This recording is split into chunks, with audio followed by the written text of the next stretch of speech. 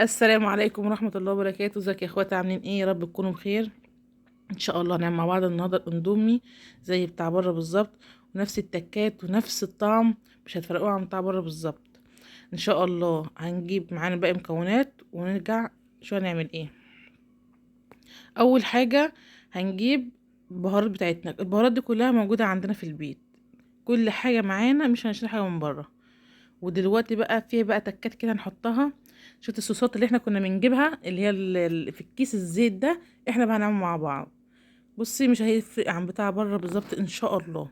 لا بالعكس، هيعجب اولادنا. انا عن نفسي عيالي عجبهم، قالوا يا ماما ما تشتريش خالص الاندومي بتاع بره تاني خالص. ان شاء الله هنعمل مع بعض ايه بقى. اول حاجه هنجيب مع بعض معلقه كمون، معلقه فلفل اسود، المرقة الفورية السايبة دي اللي هي في الأكياس دي، ممكن نجيبها برضو، جميلة تخلي الطعم حلو قوي.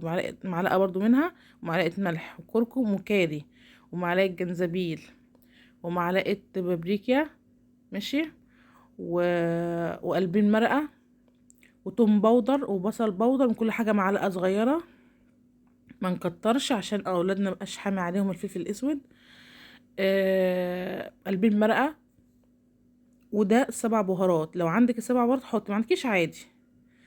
ان شاء الله الحاجات دي كلها هنحطها بقى في حلة، وهنعملها مع بعض دلوقتي. مش هنحطها في المية، هنشوف هنعمل ايه مع بعض دلوقتي ونقول. السر بقى في الوقت في الايه، في الزيت. 4 معالق زيت، ماشي، و... و4 معالق دبس رمان. دبس رمان ده هو السر في الاندومي اللي يخلي طعمه حلو. وده الصويا صوص، 4 معالق صويا صوص، ماشي. ومعانا ربع كيلو مكرونة اللي هي سباكيتي. بصي هتاكل اولادك وهيفيد كمان. هتعمل كميه حلوه ان شاء الله. ومعانا معلقتين ملح، دول هنسلقها في الميه. الملح ده هنحطه في الميه لما الميه تغلي، ماشي. اول حاجه نعمل مع بعض ايه، هنجيب الحله هي فاضيه، ما فيهاش اي حاجه ولا فيها ميه ولا اي حاجه، ناشفه. وبعدين هنحط بقى ايه المكونات كلها، ان هي البهارات كلها على الناشف. بعد ما نحطهم كده، هنحطهم كلهم مع بعض كده، نحطهم بقى ايه على النار. اما حاجه المرقه افركيها عشان متحرقش مننا، وبعد كده ولعها عليها. اهم حاجه نولع على نار هاديه، مش عايزين النار عاليه عشان تحرق البهارات بتاعتنا. احنا عايزين بس ايه نولع عليها كده، نخليها ايه تتحمر او تدي ريحه كده بس. اهم حاجه ما تتحرقش. نقعد نقلب فيها كده، نقلب فيها على الناشف كده. والله صدقوني الحركه دي هتخلي ريحه الاندومي جميله والطعم كمان. قد الميه كمان معانا غليت، هنحط بقى ايه المكرونه. اول حاجه هنحط اول الملح، بعد كده هنحط ايه المكرونه. بص ما تعملش زي ما انا عملت، ما تحطوش المكرونه كده لا، كسروها. حاولوا كسروها حتى نصين. ما حبيتهاش خالص بحالها كده.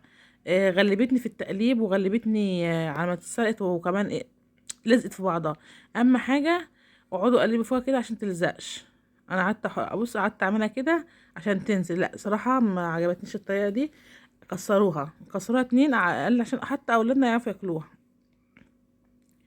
بعد كده هنعمل ايه، هنسيبها بقى تغلي مع نفسها. وبعد كده نقعد نقلب في البهارات. اهم حاجه ما تسيبيش البهارات نار عاليه.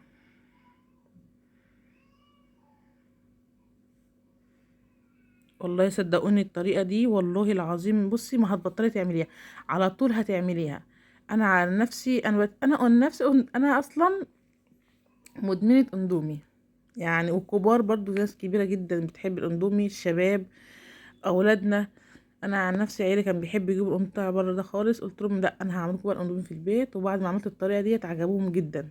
قال لي يا ماما بعد كده ما تجيبناش اندومي تاني، الحاجات دي كلها بتضر الاطفال، بتجيب سرطان، فبلاش. قومي كده شجعي كده واعملي اندومي لاولادك في البيت، هيفرحوا بهم جدا. والله العظيم انا اولادي كانوا فرحانين جدا، وقالوا يا ماما اعملي كل شويه منهم. قلت له حاضر يا حبايبي.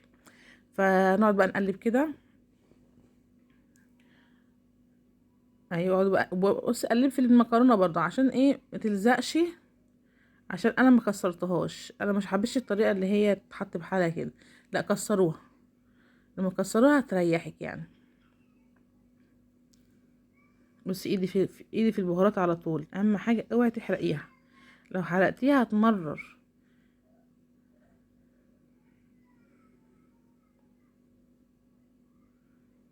لو عجبكم بقى الطريقه بتاعتي دي بقى، قوموا بقى كده اعملوها كده لاولادك وهيعجبكم ان شاء الله.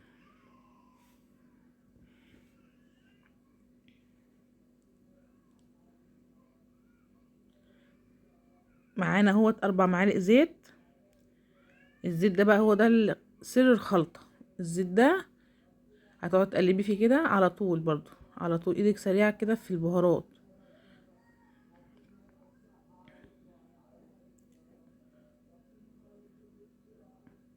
وبعد كده هنجيب مع بعض باقي المكونات اللي هو دبس الرمان. الاول هتحطي اللي هو صويا صوص، وبعد كده دبس رمان. صويا صوص 4 معالق، ده بقى سر الخلطة، هو اللي بيدي اللون والطعم بتاع اللي في اكياس الزيت. وبعد كده هنجيب الصويا صوص، جميل جميل اوي اوي اوي، دبس الرمان لما يتحط معاها جميلة.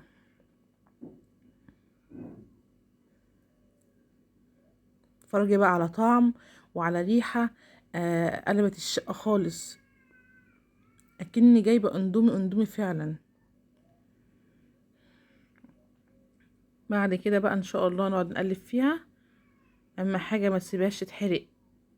هو اللون ده اللون مش محروق، اللون ده اللي هو الدبس الرمان والصويا صوص.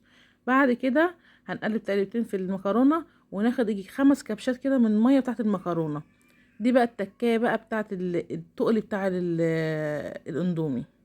مش هنحط مية كلها، هنحط بس 5 كبشات كده بس، 5 كبشات من المية بتاعت المكرونة. وبعد كده هنحط ميه عاديه، مش هنحط باقي الميه من المكرونه، لا هم 5 كبشات بس. ادي معايا غليت اهيت. بعد ما غليت حطيت بقى الميه، زودي الميه اللي انت عايزاها بقى. حطيت الميه اهيت، مش هنحط، مش هنكمل ميه من المكرونه، هنحط بس 5 كبشات. وبعدين نحط مكرونه ميه من ميه عاديه، يعني كنت انت بتغلي ميه في جنب كده، وبعد كده ايه حطيها.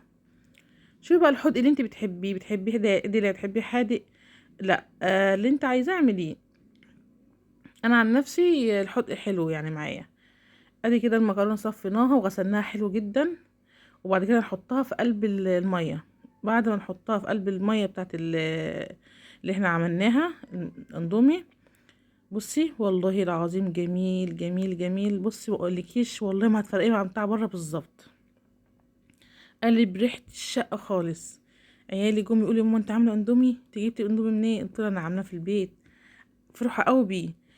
عارفه لو اكلتهم كل يوم اندومي مش هيزهقوا. فانا عملت كل حاجه في البيت وصحي لاولادنا، وحاجه جميله وصحيه. بلاش بقى الحاجات اللي بتاعت بره اللي بيجيب مرض وسرطان والكلام ده.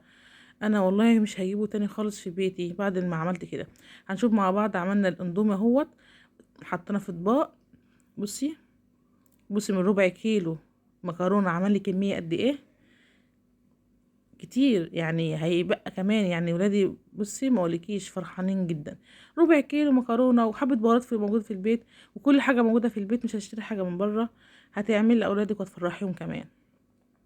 ادي عملنا اهو طبقين كبار من ربع كيلو مكرونه. قومي بقى اعملي كده، شجعي وما اعملي لعيالك المكرونه الاندومي، وان شاء الله هيعجبهم جدا، ومش هتشتري من تاني من بره، وحاجات صحيه. ولو عجبكم وصفتي ما تنسوش ان شاء الله تشتركوا في القناة وتفعلوا الجرس عشان يوصلكم كل جديد، وكل يوم مع بعض ان شاء الله هنعمل وصفات احلى واحلى. مع السلامة.